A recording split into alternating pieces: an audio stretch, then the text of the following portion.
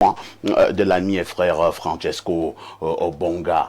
Il faut dire que le ministre d'État, secrétaire général à la présidence de la République, Ferdinand Ngongor, bat le record pour l'heure de la longévité au niveau de ce poste au Cameroun. Un poste apparemment très prisé, SGPR. Est-ce qu'on peut comprendre pourquoi on a la nette impression que toutes les flèches sont orientées vers le ministre d'État SGPR? Dès qu'on est engagé dans le champ politique, c'est normal qu'on reçoive des flèches, notamment parce que les gens ont décidé de faire de la politique selon le paradigme machiavélique. Maintenant, celui qui juge des états de service de l'actuel SGPR, c'est celui qui l'a nommé. Tout à fait.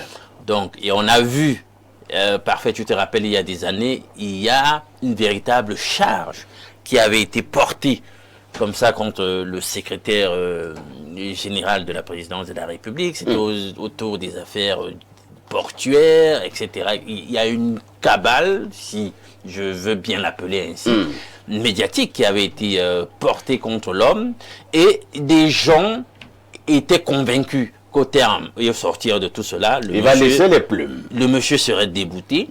Et on a vu que l'homme qui, de façon discrétionnaire, l'a porté à cette responsabilité, malgré tout l'a maintenu.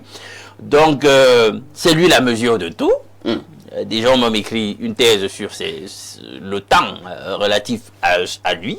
Donc, s'il juge que c'est le moment de le débouter, s'il juge qu'il exerce son magistère avec fidélité, ça, c'est lui qui peut se prononcer dessus, parce que l'histoire nous apprend que les cris d'orfraie, en réalité, n'ont jamais, en ce qui concerne son rapport avec son collaborateur en question, changé quoi que ce soit dans la donne. C'est vrai quand même que lorsqu'on est SGPR au Cameroun, je le disais tout à l'heure, on a la nette impression que plusieurs flèches sont orientées vers vous.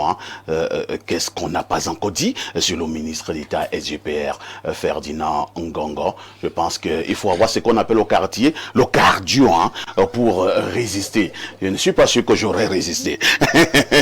Mais il reste debout, accueillant un grand frère. Toute une vie dans la communication, et notamment dans le journalisme. Lui, c'est François Mboké. François Mboké, bonjour. Bonjour, meilleurs vœux à tous.